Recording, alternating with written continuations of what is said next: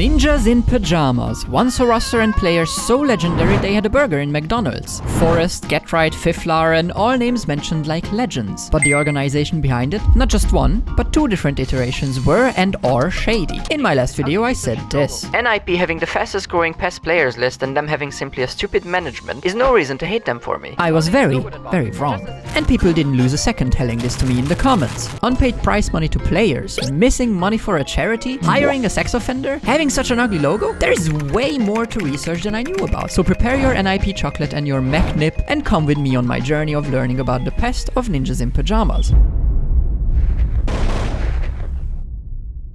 It's the June of 2000 and Counter-Strike is not even fully released yet. Donk wasn't even born yet for the next 6.5 years, and we can surely say he wasn't even a thought in his parents' mind yet. The earliest time he was swimming around in his dad's balls is still around 5.5 years away.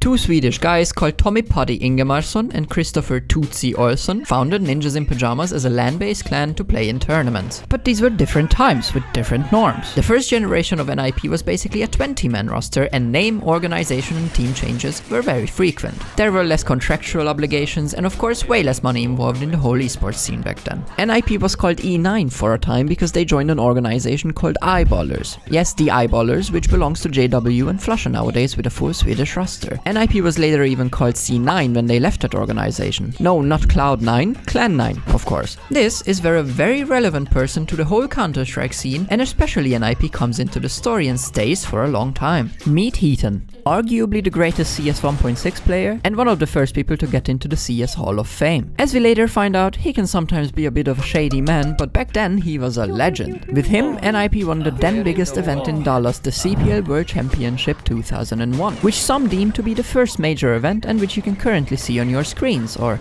whatever you are watching on. Maybe your refrigerator, or a pregnancy test. Oh, tested positive for being a cool gamer. NIP at this point were real stars of the CS scene. They had fans and a real following and were easily considered the best team in Sweden and maybe even the best in the world. A lot has happened back then and I'm not gonna lie, I don't really care about it, so I will explain it to you real quick. NIP existed from 2000 till 2002, and then it didn't exist, and then it existed again from 2005 to 2007, and then it didn't exist again. And then, in 2012, Heaton thought NIP should exist again. Now that the brand new CS title called Call of Duty United Offensive came out, I will build everything from ash and dust, a tabula rasa. I will get 5 players and a CEO, and the players will get the highest salary in the history of Counter-Strike. This was a great thought. He got Niklas Fisku Fischer as a CEO and 5 Swedish players from all over the place. 3 Counter-Strike 1.6 players, Forrest, Getright and Exist, and 2 Counter-Strike Source players, Fifflaren and Bjergsen.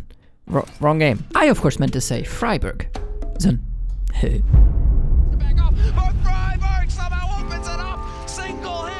Not many lineups are so near and dear to my heart. The way they played could be considered art. There exists no better team, they just get it right. And back then I couldn't see the forest from the trees, and that's alright. A time was going by that's so precious it blinds. But how do I put Fifflaren and Freiburg into this poem? I have no fucking idea.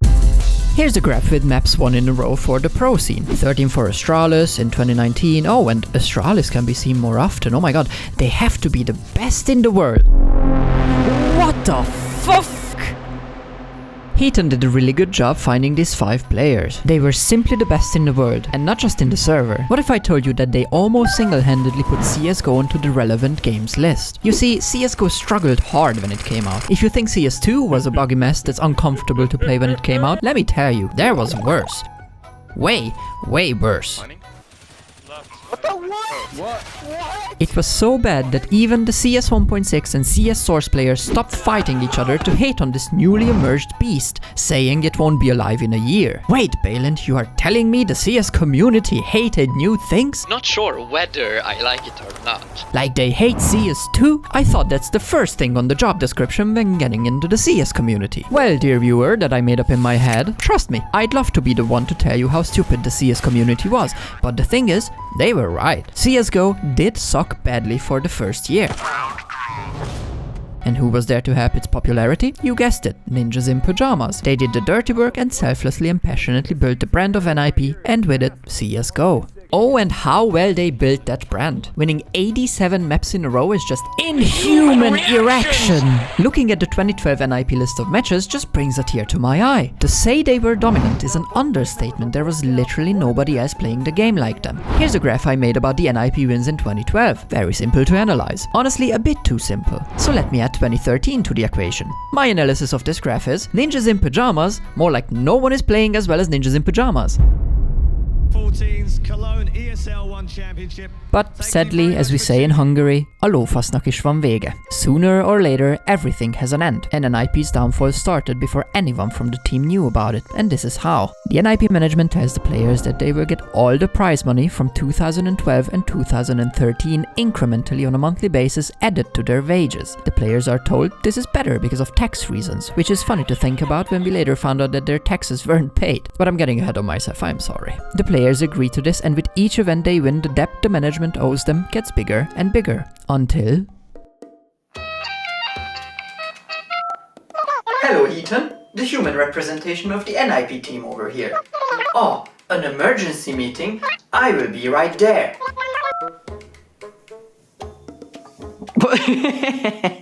Hi guys, I am not gonna waste time. I have bad news and I have good news. I'm gonna start with the bad news. Well, how do I put this? All your prize money is gone. Fisku fled with it to Thailand and is spending that money, and we have no access to it whatsoever. What? Heaton, that's a lot of money that you owe us. Yes, I know, but there's good news. NIP chocolate. How would that even help us with this problem? No, don't worry. I got it all under control. The other good news is, new investors are on their way, but you will need to decide the next few days if you accept them or not. Heaton, this is way too fast. You are telling us on the same day that all our work for these last 2 years were for nothing, but new investors are coming and we need to decide fast. Hey, I mentioned the NIP chocolate too. Yeah, there's a lot to unfold here. First, let's clear it up that all this happened in 2013 around winter, but the first time someone opened up about it was in 2019. It was Fiflaren in an interview with Richard Lewis, which started an avalanche of accusations against the NIP management. Second of all, there's conflicting information about this whole situation. While Heaton is saying that Fisku went to Thailand and is spending the NIP money, Fisku later in an interview said that he went to Thailand to a house his parents owned because his health was not doing well. You're working too much.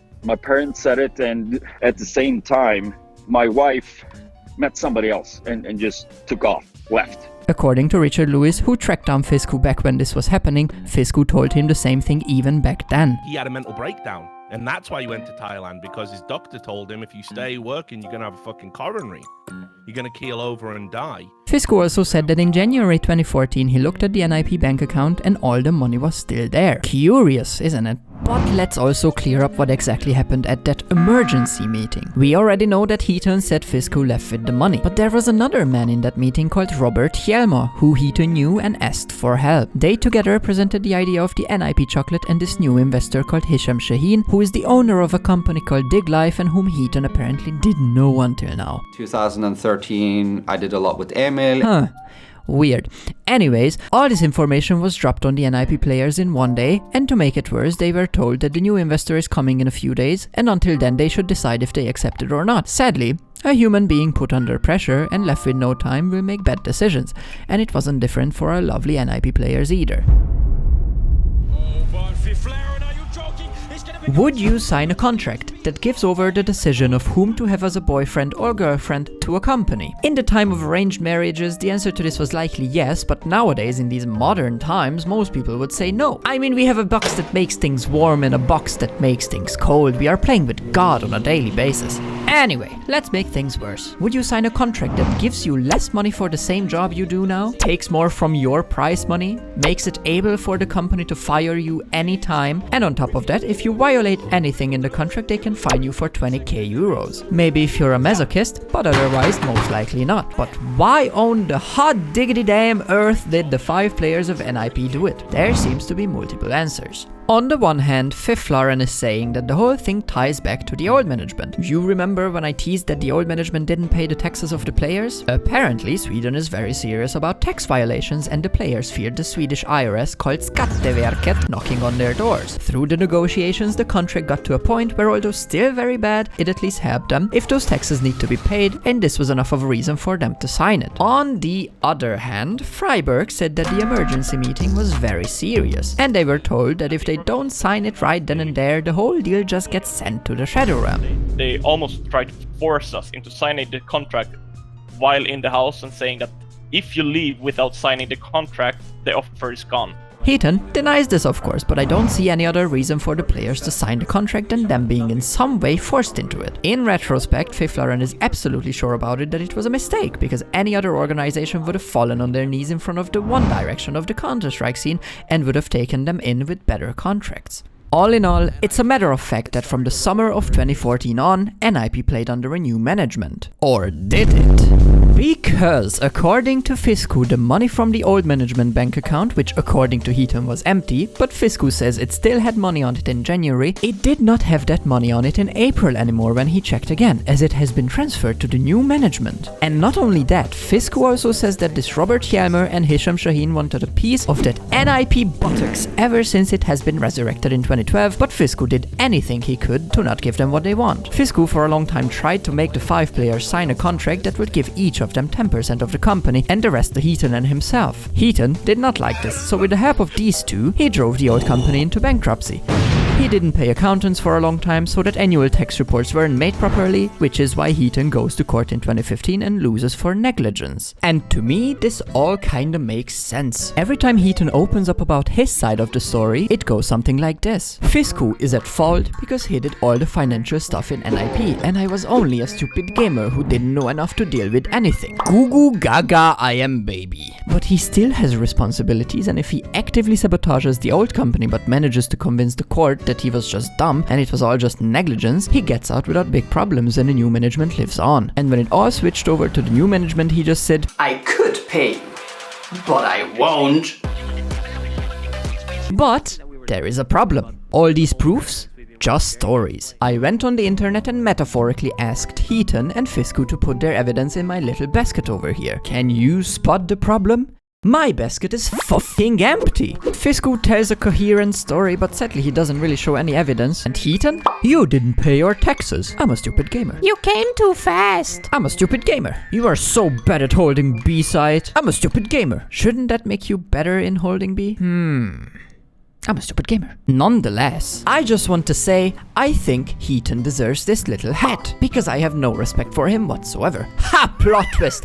I did say that I metaphorically asked Heaton and Fisku for proofs and they didn't give me anything, but Fifth Lauren did. He had a line of tweets, not only saying that apparently Heaton hired his girlfriend into NIP for 20k Swedish krona a month, while the players were getting 14k max, which is kinda weird, but even worse and more relevant to the story, he's also lying in court that he didn't have access to the old management's bank account, while in reality he did. This would of course mean that Fisku couldn't just run around throwing around money in Thailand, and that my speculation makes sense. Oh, and will you look at that, he's also saying that Heaton himself was the person sending the money from the old account to the new one. To top it all off, the Fifth Floor also gives proof for some emails where Heaton and the new NIP CEO called Per Liljefeldt discussed that they need to hold back the sticker money from the players and make that part of the new contract. And also how cocky the players are for wanting changes in the contract. Heaton uploaded a video addressing all of this. He says some sentences and his mouth is indeed moving, but not a lot of use is coming out. I did all this to save an IP and I begged Hisham to help, and I am of course a stupid gamer. I'm just a gamer. Ah, so you yourself ignored the people trying to pay the taxes for you because you wanted to help NIP so badly. The Lord moves in mysterious ways, as they say. Another thing that I find interesting is the comment of Per Liljefeldt, who we will soon see is not trustworthy at all, defending Heaton, saying one day the CEO at the time texted Emil to inform that he was hospitalized and hard to reach. As a result of this, Emil gained access to the bank to take control to make sure what the fuck is this sentence? As a result of this, Emil gained access to the bank to take control to make sure the team ran smoothly during this period. He got access to the bank, where he discovered that his unfaithful partner was healthy and spending the team money in Thailand. This sentence sounds like someone trying to improvise a sentence while playing Chinese whispers or the telephone game or whatever you wanna call it, because they have closed their ears while the sentence was told to them. I am not gonna lie, I think I was close to having a stroke while reading this, and also while trying to make sense how someone at the same time gets access to a bank account but cannot do anything about the partner spending the money from that bank account, and also why would that partner give them access when he's doing something shady like throwing company money away? It just doesn't make sense. I am gonna keep this simple. Heaton, you suck. I'm a gamer and I play games and So, old management, Heaton and Fisku.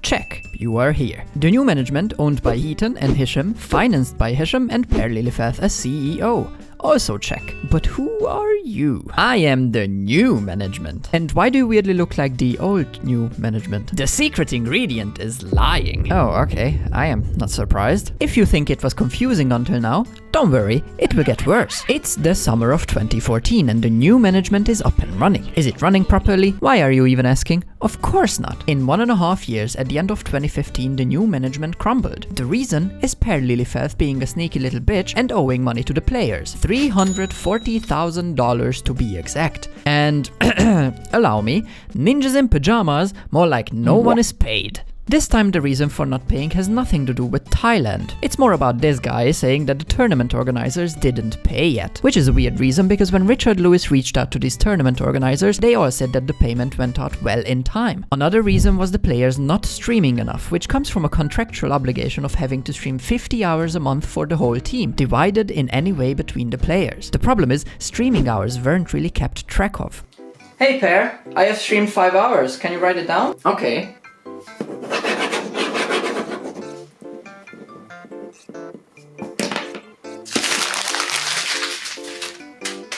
You are keeping track of the streaming hours, right? Well, of course. What do you mean?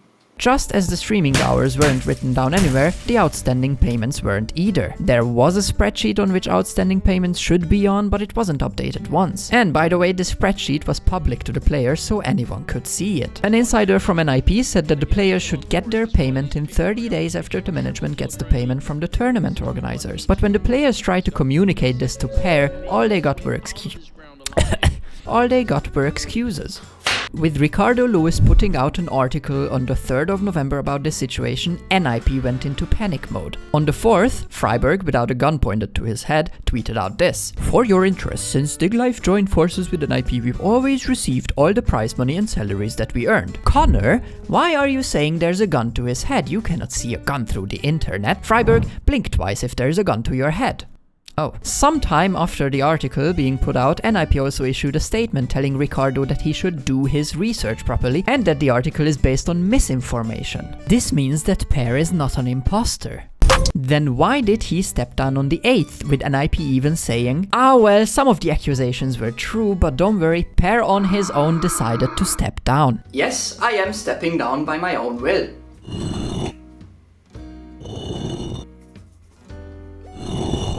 But if you don't take care, you might fall for NIP jingling keys in front of you, so you don't see the relevant parts of the story. Yes, Per is not innocent. One might say he's even a piece of shit, but if you concentrate too much on him, you will miss some key parts of the story.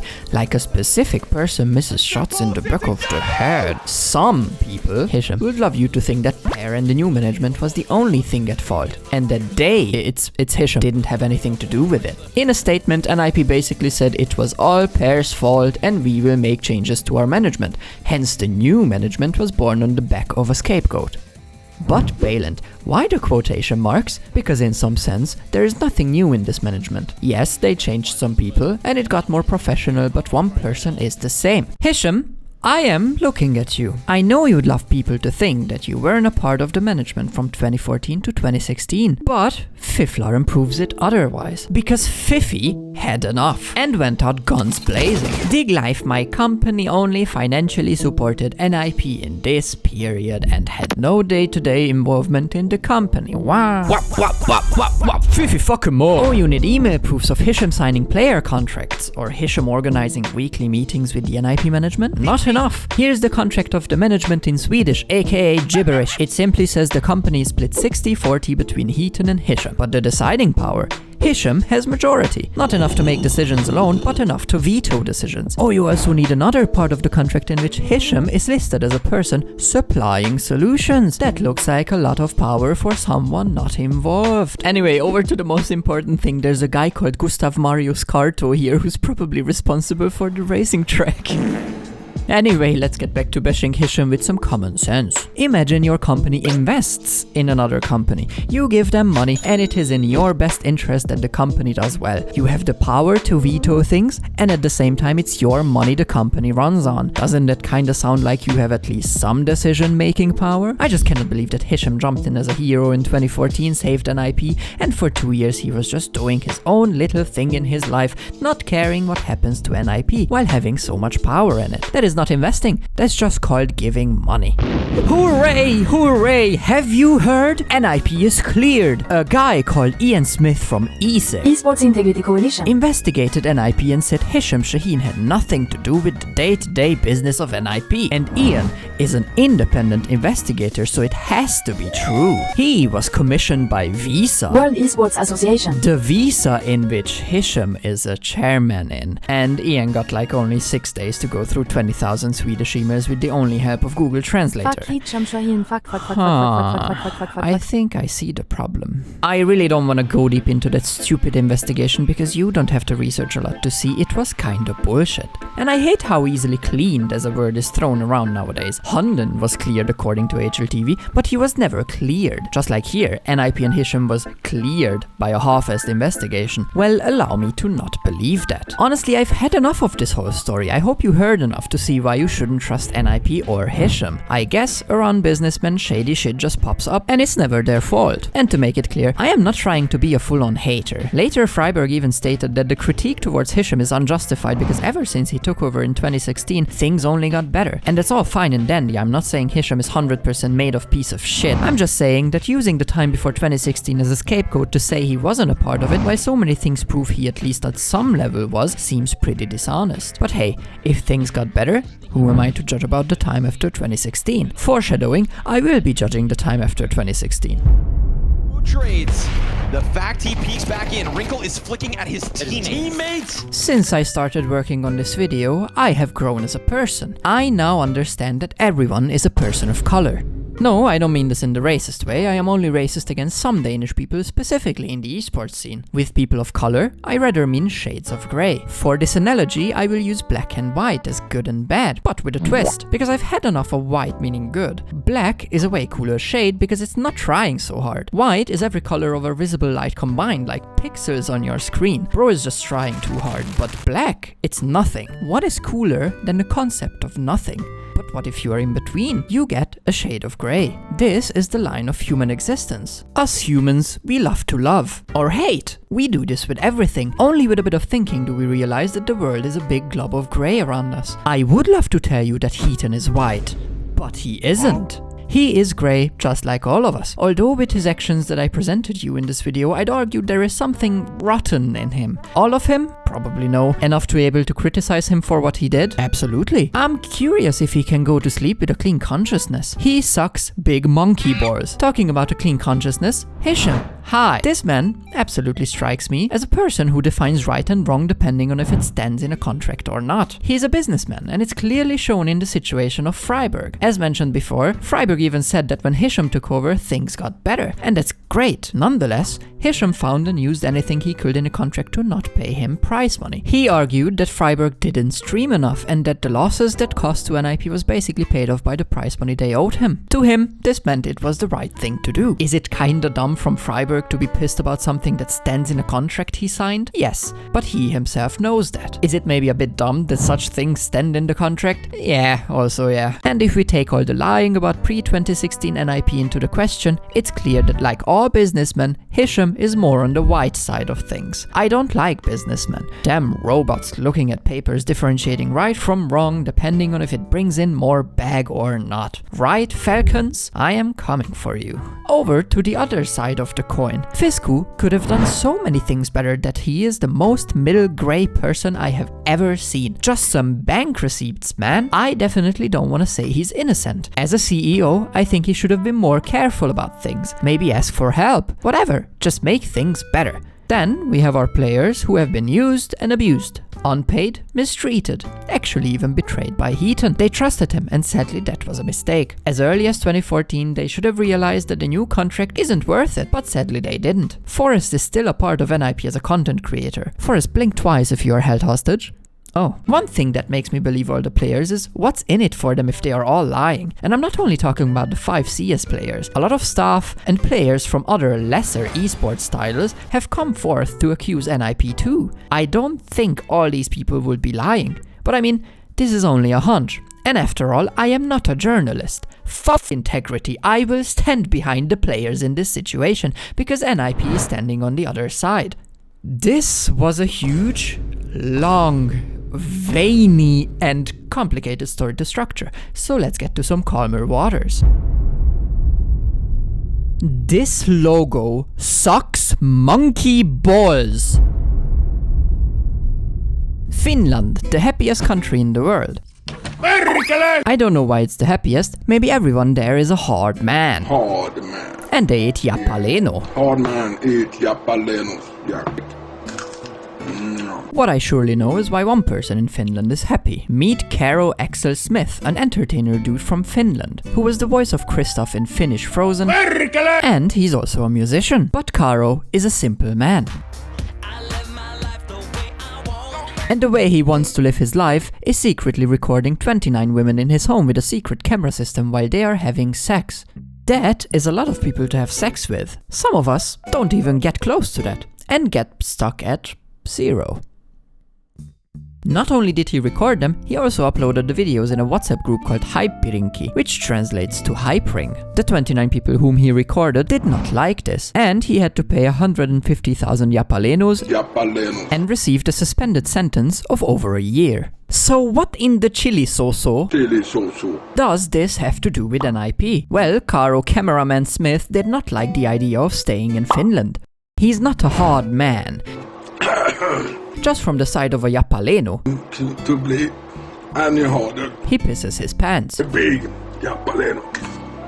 So he fled Finland and went to London with the name of Cass Smith. But he didn't like London for some reason and rather went to Sweden. This is where NIP comes into the story because of this. Cass Malek Smith hired as a video producer. And get this, his job was to work with the brand new NIP women's team to record the players for their announcement video. Why am I even here trying to write jokes for weeks when the jokes are writing themselves? How do you even manage to do this? See you later, alligator. NIP, of course, wasn't out there searching for sexual predators to hire. Karo gave a false CV, but don't get the wrong idea that NIP is innocent, because Karo's secret identity was not secret at all. Finnish newspapers have reported him moving to London and even knew about his name change. The most basic background check could have prevented this. And don't tell me that background checks are illegal in Sweden, because they sure as hell are not. It took me 5 seconds to find out that background checks are restricted, but absolutely legal if the employer has a good reason to do it. And what is a better reason, I ask you, than someone being a convicted sex offender?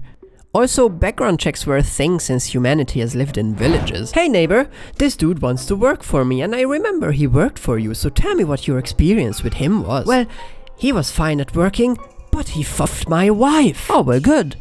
I don't have a wife. Background checks didn't just pop into existence when esports became a thing. They were always a thing, and a very important thing in fact. For instance, did you know that there is evidence of simple background checks dating back to the Greco-Roman era with letters about a person's trustworthiness, abilities, and if they have fucked anyone's wife before? At the time of NIP hiring the cameraman, the average age of the players was 22.5 years old. The least that could have been done is maybe not put the person who is convicted for recording 29 women illegally to record these young women. Because this is also what background checks are for. I'm all for people redeeming themselves, and Caro should be able to work somewhere, preferably far from women. With a background check, a company can still hire such a questionable person to a position that is appropriate for their past life. And anyone who defends this situation, my condolences. Brain cells are hard to come by nowadays. I'm a hard man. Luckily, Caro wasn't inappropriate while working at NIP, so it could be worse. But concentrating on this equals missing the point, because the potential for serious damage was absolutely there. And I already hear some people saying, "But you idiot, the potential for damage is always there. You never have a 0% chance of a piano falling on your head."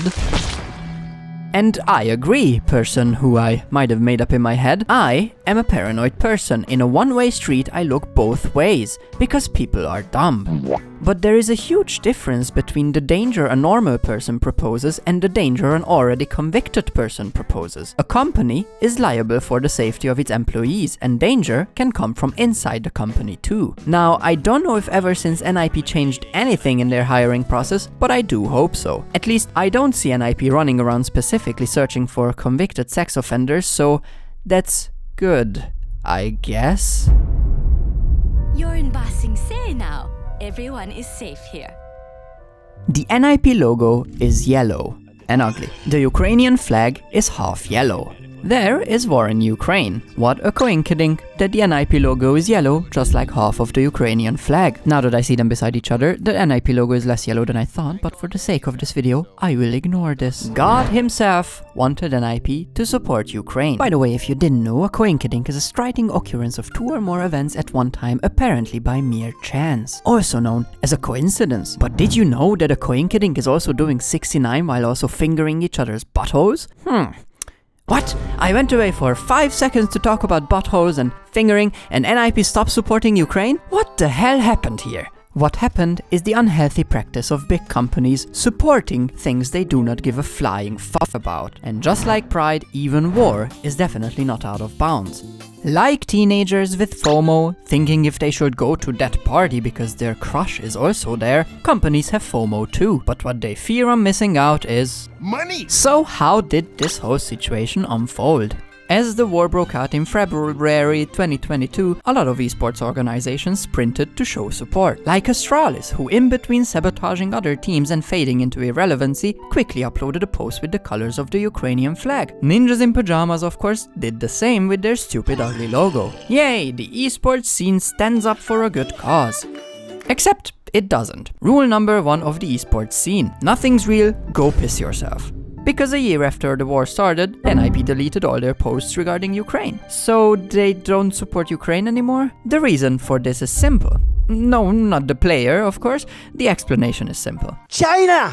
Ninjas in Pyjamas in 2021 announced a merger with a Chinese esports brand called ESV5 to be able to compete in the Chinese League of Legends competition LPL. Through this, the new entity NIP Group has been made, which definitely does not have a problem with its stock price. It's stable, and it crashed. But this poses a special problem. China in general, and in extension Chinese companies, don't like political statements. In parentheses, ones that don't align with their political views. So when NIP's pro-Ukraine posts went viral on Chinese social media site Weibo, Rito nudged Ninjas in Pyjamas to please remove all the political posts. Which is funny, because when the war started and Riot did not withdraw from the Russian market after being asked by Ukrainian politicians, Riot instead donated 5.4 million to humanitarian relief organizations operating in Ukraine. This is in nature a political move, but I do have to say the alternative, withdrawing from Russia, is also political, so this was a lose-lose situation. But to me, this clearly shows how Riot operates, trying to be apolitical. A rule for thee, but not for me. But when it's all said and done, money is louder than the guns on Ukrainian soil. Ninjas in Pyjamas doing a backseas shows how serious their support was in the first place. Not having supported from the beginning on would have been way better, because now we know that your word means nothing as soon as there is backlash. But this is the end of the story, right? Wrong. Rule number 2 of the esports scene. It gets worse. Go shit yourself. Because sources from within NIP talked to Richard Lewis about what's been going on in their internal chats, And it's not pretty. What simply started with Hisham telling people to remove all Ukraine-related posts ended with him joking that he will be assassinated and that the next time he lands in China, he will end up in a camp somewhere. Pretty funny stuff, Hisham. Maybe you should start a career in comedy. It will be the best for all of us. I personally don't care about dark humor, people do what they want to, and I myself have some jokes sometimes after which I have to consult God for a bit. But the context is very important here. These people did not care about Ukraine from the beginning on, and doing a backseas retrospectively ruins anything they did before. Regardless of your stance in any political matter, you have to agree that if someone supports something, it looks bad when they do a backseas at the slightest amount of backlash. And it looks even worse when, while they are already following someone else's orders, they make very political jokes about that someone else. Was this all of the dirty stuff NIP has done? No. Do I want to work more on this video? No. I think it's good as it is. Of course, I could talk about how NIP is a meat grinder to which players go to kill their careers, like Rez, who is finally free after years and is doing better in Gamer Legion instantly, and Forrest is still in jail. But a lot of people talk about this, so I didn't see a reason to do so. What I wanted to show with this video is the dirty history of NIP to players who are new to Counter-Strike or to players who knew them back then, but still missed the bigger picture. NIP's history is complicated and it's easy to get confused by it, but I think it's very important to see who Hisham and Heaton really are. To this day, there are questions unanswered and prize money unpaid. Heaton is a liar at best and a manipulator at worst. And no, I do not care about it that he was good at moving his mouse around and pressing buttons in 1.6. It's time to judge people by their actions rather than by being good at a game. Like the 5 players who made the wrong decision staying with Heaton and Hisham. Their inexperience mixed with a strong will to grow the NIP brand was enough to doom them for years. This just shows that being manic about something can definitely backfire. The players were so set on staying with NIP, they didn't even realize all the opportunity that was waiting for them at other places. And Heaton is not different. When he says, but my only intention was to save NIP. I believe that fully. He's ready to do anything just for NIP to stay alive, even if the cost is enslaving the players who trust him. And Hisham is the stupid businessman. If it stands in a contract, it's good. If not, then it's bad. Also, if it brings in money, it's good. Let me show you an example. Here's a great post by NIP. Remember, nothing is more valuable than being able to be yourself. By the way, our headquarters is in Abu Dhabi now, so if you are yourself, you will get imprisoned. Another thing I already talked about is the relations to China. NIP backpedaling with the Ukraine post just shows that it's nothing more than a little dog in a big dog's world. Hisham, you suck. But don't suck in Abu Dhabi, there are bad consequences for that. One thing that warms my heart is how irrelevant NIP have become. When was the last time they performed anywhere close to good? It's as if a bad management would harm a team on the long term. Right, Astralis, which is being sold for $3 million and is irrelevant beyond repair? Honestly, the esports scene sucks big penis, and working on these videos makes me realize this more and more. But I guess there are good days. I hope you enjoyed this video. Please subscribe, and I wish you a good day.